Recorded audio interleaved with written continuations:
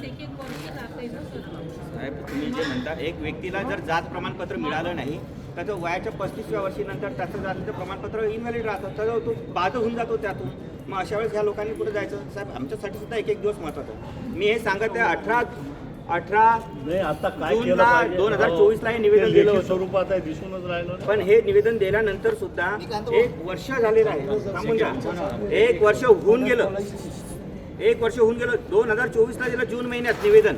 त्याच्यानंतर उपोषण झालं. उपोषणानंतर आपलं रस्ता रोको झाले. त्याच्यानंतर आपण जलसमाधी आंदोलन केले, तरी या प्रशासनाला जाग का नाही आली? आता त्या गोष्टी आठवण करून देऊ नका. नाही साहेब, तुम्ही आता केलेले जे प्रश्न आपण सत्य नाही, आहे ते आपण सर्वांच्या सत्तेत समोर आहे. आपण तुम्ही सत्तेत आहात. केलेले इथून नाही, थेट शासनाच्या तुम्ही त्या मोर्चामध्ये गेले, सर्व त्या ठिकाणी आपले या ठिकाणी नाराजी व्यक्त केली.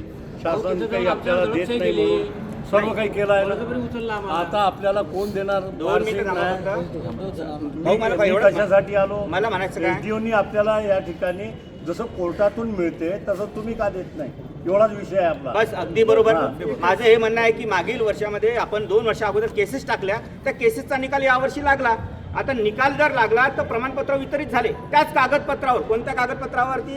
गृह चौकशी अहवालाच्या भरोश्यावरती. मग तुम्हाला त्याच कागदपत्राच्या भरोश्यावर दिले, त्याच पब्लिक डॉक्युमेंटेशनच्या भरोश्यावर जर प्रमाणपत्र मिळाले, तर मग सामान्य नागरिकाला का नाही देऊ राहिले तुम्ही? म्हणजे आदिवासींना का मुख्य प्रवाहातून तुम्ही बाजूलाच ठेवणार आहे का? तुम्ही लोकप्रतिनिधी आहे साहेब, तुम्ही प्रशासन आणि लोकांचा नेता आहे. तुम्ही आज तुम्ही दुवा आहे माध्यमात. एक काम करा, यांना देऊन टाका बरं सर्व सर्टिफिकेट जेवढ्यांनी अर्ज केलेले आहे देऊन टाका. जेवढे प्रलंबित प्रकरण असतील तेवढे थांबा 2 मिनिटं. नाही साहेब, 2 मिनिटं सुद्धा साहेब, फक्त बसा 2 मिनिटं बसा.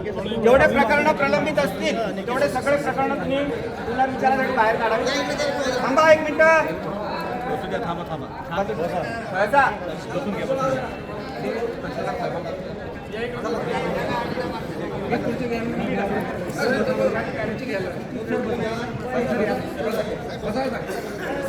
लक्षात घ्या, जेवढे प्रलंबित प्रकरण असतील तेवढे सगळे प्रकरण पुनर्विचारासाठी तुम्ही पुन्हा काढा. त्यांच्यावरती गृह चौकशीचे आदेश ताबडतोब ते निर्देश करावेत.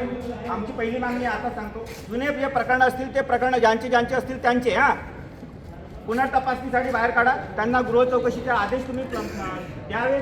ते गृह चौकशी झाल्यानंतर ते उपविभागीय अधिकारी यांच्या दालनात जातील. उपविभागीय अधिकाऱ्याच्या त्या दालनात गेल्यानंतर तोपर्यंत आपली बैठक आमदार महोदय पुढची बैठक आपली 1 तारखेला लावतो म्हणाले. आपण 1 तारखेपर्यंत संयम ठेवू. पण प्रलंबित जे प्रकरणं आहेत, ज्यांची प्रलंबित प्रकरणं असतील ते सगळेचे सगळे प्रकरणं आजच्या आज तुम्ही मार्गी लावावी आणि त्यांचे गृह चौकशी आदेश काढावेत. थांबा ना 2 मिनिटं. पहिला मुद्दा लक्षात आला.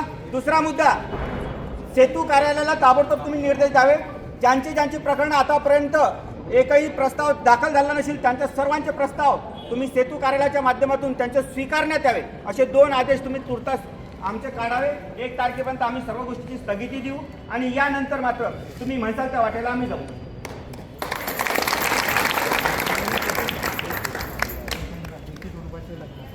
आदेश काढा म्हणजे लेखी स्वरूपात आहे, ते का तोंडी नाही चालत ना.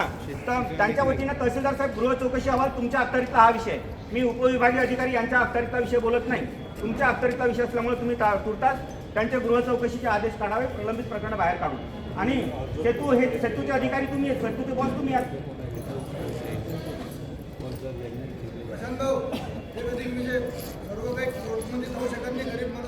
मान्य आहे. आणि तुमच्याच प्रशासनानं याच मलकापूर तालुक्यामध्ये आम्ही 2015 पासून जेव्हापासून लढाई लढून राहिलो तोपर्यंत 2019 पासून आजपर्यंत आमचे प्रकरण घेतल्या सुद्धा जात नव्हते.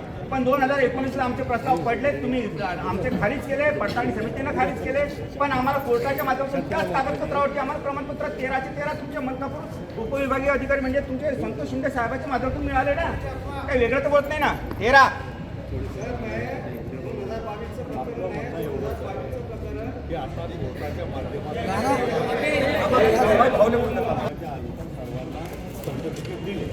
आता आपलं म्हणणं काय आहे की आमचे जेवढे प्रकरणं जे प्रारंभिक आहे तुमच्याकडे त्या सर्वांना तुम्ही कोर्टाच्या मार्फत न येता आता तुम्ही देऊन टाका. हे कोण ठरवणार? आणि एटीएम येणार केव्हा? 1 तारखेला. आता 1 तारखेपर्यंत हे सर्व प्रकार